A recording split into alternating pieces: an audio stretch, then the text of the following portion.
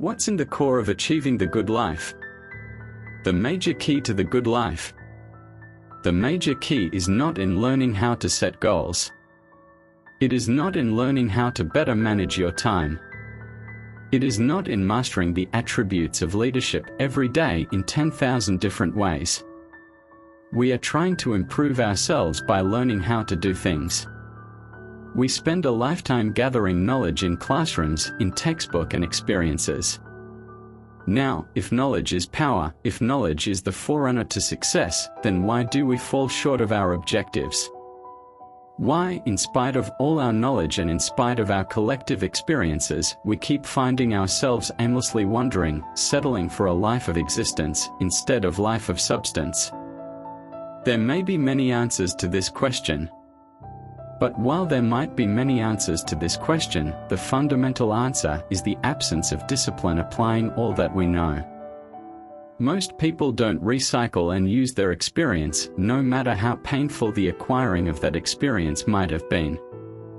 That's the key word here: discipline. Self-discipline. And we might add one more word here: consistent self-discipline. It doesn't really matter how smart you are or how much you know if you don't know how to use it in your favor.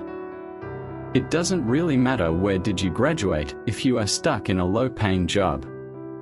It doesn't matter if you attended every seminar that comes to town if you don't apply what you've learned. You can get the answer of any question these days in the internet, so knowledge has never been cheaper. Education has never been so accessible. But what's truly unique and has a real value is how you think. We must not only get knowledge but know how to use it and apply it too. Knowledge represents the dots on the cardboard. But thinking is connecting these dots, making parallels, creating new knowledge on the base of the acquired one. Once we apply the knowledge, we must study the results of that process, refine our approach. Finally, by trying, observing, reflecting and refining. Then trying again, our knowledge inevitably will produce worthy results, admirable results. And with the joy and results of our efforts we continue to apply, to learn, to observe, to fuel our ambition with a positive reinforcement of continued progress. Pretty soon we'll find that we are swept into a spiral of achievement, a vertical rise to success. And the ecstasy of that experience makes for a life of triumph over tragedy, dullness and mediocrity. The correct way of being in this world, if there is such a thing, is not acting according to a set of rules. It's attempting continuously to transcend the flawed thing that you currently are. And what's so interesting about that is that the meaning of life is to be found in that pursuit. The fundamental issue is that life is full of tragedies. And it's difficult.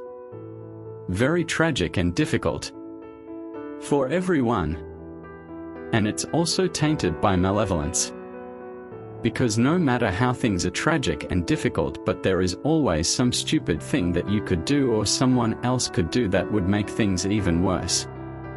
So that's life. The flood is always coming. It's a matter of time. It's not a question of if, but a question of when. Everything in life is cycles. Ups and downs alternate. No matter how hard you try, you can't avoid the lows. But you'll have to work hard for each height if you want to have one of those too. They will require constant effort, work and discipline. Otherwise, your life will be a continuous and constant slide down to the bottom. But if you choose to live in the process of constant self-improvement, I can guarantee you that most of the lows won't be so much of a low, and the heights will be frequent and remarkable. So work for those heights. Don't let your life to be just a free fall down to the drain. Work hard to not avoid, but get as smoothly as possible through those winters who inevitably come in life. And you will also need an antidote to everything bad that will come your way, because there is a great chance it can embitter you. Constant contact with that, just the tragedy of life, often has this side effect, but a contact with the tragedy combined with betrayal and malevolence, that makes things even worse. Especially if suffering was somehow self-induced. So you need something to set against that so you don't get bitter and resentful. But what do you set against that? Doing something worthwhile by your own definition. You need some reason to get the hell out of the bed on a terrible day because you've got something good to do, something that ignites the flame of motivation in you. Well, what's the best thing you can do? Transcend your current wretched and miserable self. There is meaning to be found in that. And that is a meaning that is associated with responsibility. Where is the meaning to be found in? Not in the pursuit of impulsive pleasure, but in responsibility while becoming the best version of yourself. The best way to pick up the burden of life is to continually improve yourself. And that's where the meaning is to be found. So that meaning is in the continual self-transcendence. Which means letting your old self die and let the new self to be born. But for this whole process to become reality and to work for us, we must first master the art of discipline, self-discipline, consistent self-discipline. It takes consistent self-discipline to get to know who you are. It takes discipline to master the art of setting goals, your own goals. While separating what's imposed on you from society and what comes from within, resonating with your deepest self and representing your Tuesday values. It takes discipline to master the art of time management and saying no to distractions and empty talk. It takes discipline to master the art of leadership, to master the art of relationships and friendships. It takes discipline to learn to communicate effectively, to control bursts and to withhold the expression of certain thoughts or emotions if revealing them leads to nothing constructive. It takes discipline to set free what no longer serves you, especially when there is love and history involved. It takes discipline to get back on your feet and move on after life punches you in the face. It takes discipline to set personal boundaries with people, especially with our partner and our children. It takes discipline to learn from your mistakes. It takes discipline to force yourself to learn something new every day, no matter how tired. It takes discipline to go to the gym or to dedicate quality time for your children even after you've had a tough day at work. It takes discipline to take control over your mind, to keep the garden of your mind clear and push back negative or unconstructive thoughts that lead to nowhere. You'll spend all your life in your own mind. So make sure you keep that place clean and neat. If we don't make consistent self-discipline part of our daily lives, the results we seek will be sporadic and elusive. It takes a consistent effort to truly manage our valuable time or we'll be consistently frustrated. Our time will be eaten up by others whose demands are stronger than our own. It takes discipline to conquer the nagging voices in our minds. The fear of failure, the fear of success, the fear of poverty, the fear of a broken heart, the fear to let yourself be vulnerable. It takes discipline to keep trying when that nagging voice within us brings up the possibility of failure and the memories of all the previous negative experiences. It takes discipline to admit our errors. It takes discipline to admit our limitations and make peace with the idea that we can't have everything we dreamed of. And it's still fine. The voice of the human ego speaks to all of us. Sometimes the voice of ego says that we should magnify our value beyond our results. It leads us to exaggerate. To not be totally honest. It takes discipline to be totally honest. Both with ourselves and with others. Be certain of one thing. Be certain of one thing: every exaggeration of the truth once detected by others destroys our credibility and makes all that we say and do suspect. As soon as a business colleague figures out that we tend to exaggerate, guess what they'll always think? They'll never hold us in the same regard again. Never. The tendency to exaggerate, distort the truth is an inherent part of us. It starts when we are kids. Johnny says, "I didn't do it." Well, maybe he didn't do it, but he probably had something to do with it. And then it continues. When we are adults, we exaggerate the qualities of a product to make a sale, exaggerate our net worth to impress old friends, exaggerating how close we are to closing a deal in order to impress the boss. And only an all-out discipline assault can overcome this tendency. It takes discipline to change a habit because habits are formed a little bit each day. Every day. Every day. Once habits are formed, they act like a giant cable, they act like a nearly unbreakable instinct that only long-term disciplined activity can change. We must unweave every strand of the cable of habits. Slowly and methodically. Until the cable that once held us in bondage becomes nothing more than scattered strands of wire. It takes the consistent application of a new discipline, a more desirable one, to overcome one which is less desirable. It takes discipline to plan. It takes discipline to execute our plan. It takes discipline to look with full objectivity at the results of our applied plan. And it takes discipline to change either our plan or our method of executing that plan. If the results are poor, it takes discipline to be firm when the world throws opinions at our feet. It takes discipline to ponder of someone else's opinion when our pride and our arrogance leads us to believe that we are the only ones with the answers. It takes consistent discipline applied to every area of our lives. We can discover untold miracles and uncover unique possibilities and opportunities. Now, if discipline is the key word, and if discipline is the key action, then what exactly is discipline? One good answer might be that discipline is a constant human awareness of the need for action and a conscious act by us. It's an awareness of the constant need for action and a constant act to implement that action. If our awareness and our implementations occur at the same time, then we begin a valued sequence of disciplined activity. To exert discipline in your life is to exert an effort to take control over your circumstances and by extension, over your life. You can never take control over anything if you aren't even able to control yourself. And that control starts always with discipline. Now, here is the other side of discipline. If there is considerable time that passes between the moment of awareness and the time of our implementation, then that is called procrastination.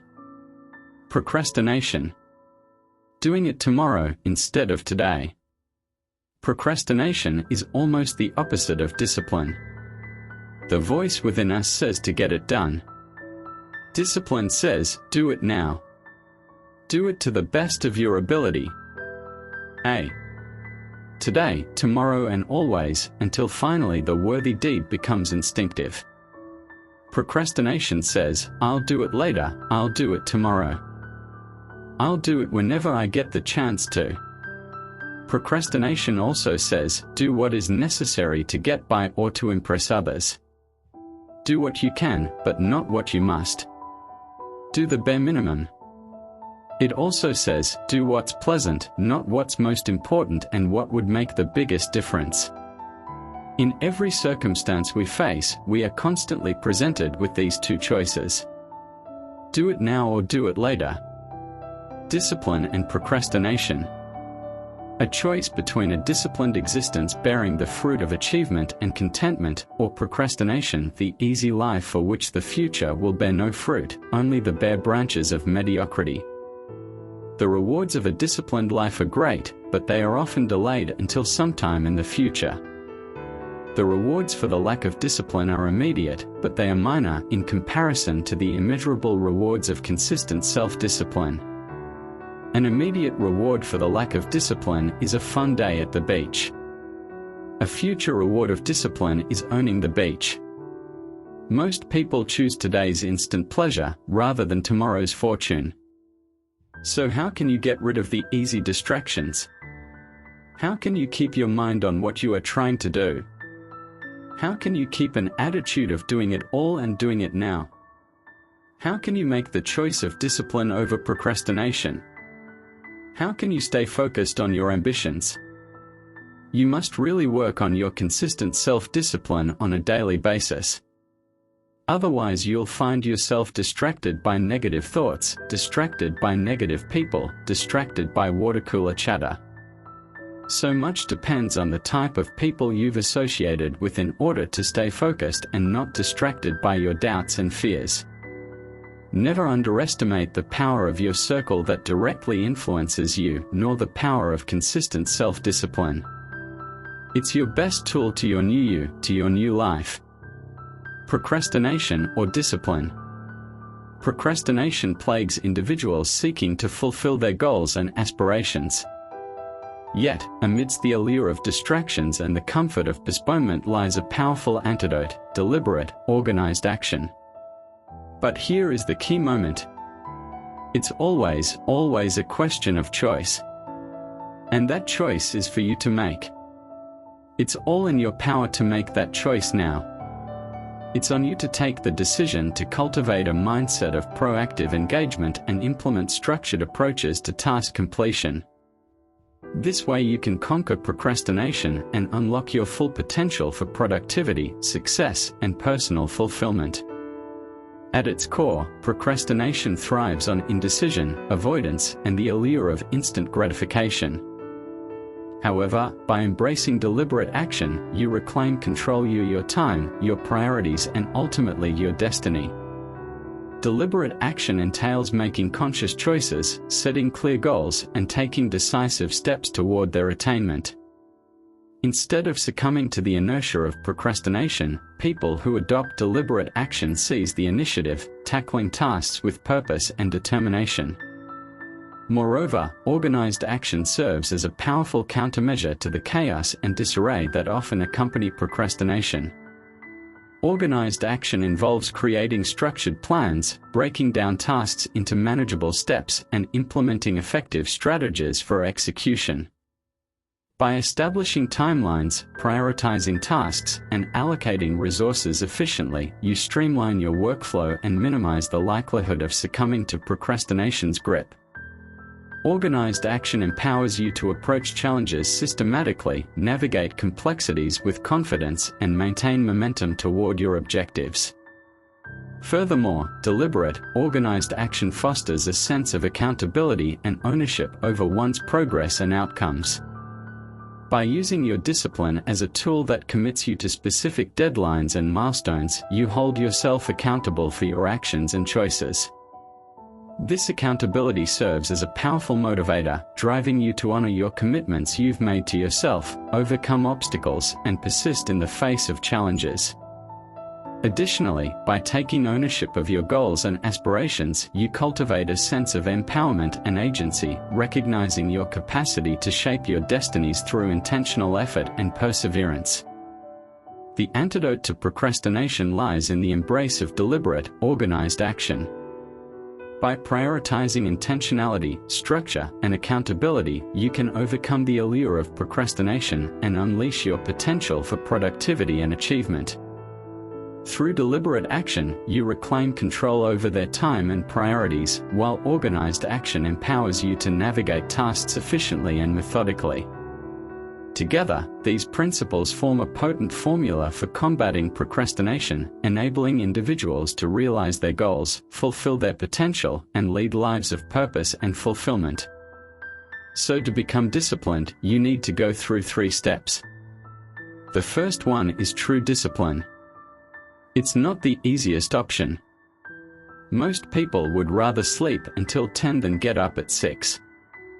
They would only get up, go to work and make someone else rich, while they barely make ends meet, instead of getting up early to work on their side project that might make them a fortune and give them a sense of fulfillment. It's easier to go to bed late, sleep late, show up late, leave early. It's easier not to read. It's easier to turn on the television than to open a book. It's easier to do just enough than to do it all. Waiting is always easier than acting. Trying is always easier than doing. Imagine how much easier life would be if we didn't had to make our bed in the morning, keep our garage clean, prepare food daily, pay taxes, or show up for work early. Wouldn't it be fascinating if we didn't have to do all these things? What do you suppose would become of us? You are right. No much. For whatever the reason, the system we live in and contribute to is designed to make the easiest thing in life the most unprofitable. Profitable seems to be the most difficult. Our world is and always will be a constant battle between the life of ease and its momentary rewards and a life of discipline and its far more significant rewards. Each has its own price. And you'll have to pay one. But you get to choose if you are going to pay the price of discipline or the price of regret.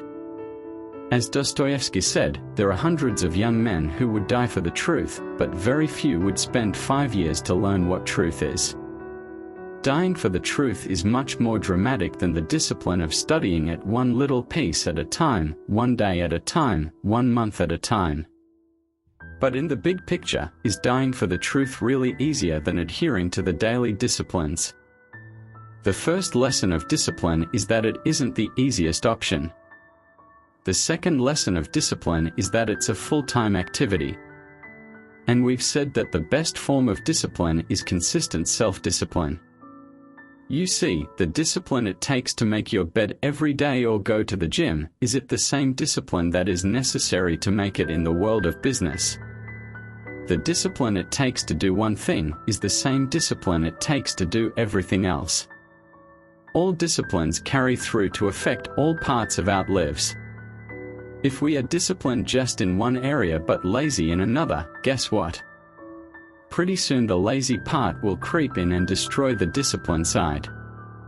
The bad habits in one area of our life will eventually destroy our self-discipline.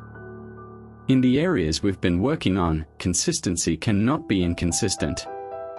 Discipline is the mind being trained to control our lives. Discipline is a set of standards which we've selected as a personal code of conduct. Discipline is imposing on ourselves the requirements for honoring these standards. Once we've adopted these standards of behavior, we are committed to honor them. And if we don't, then there can be no disciplined activity.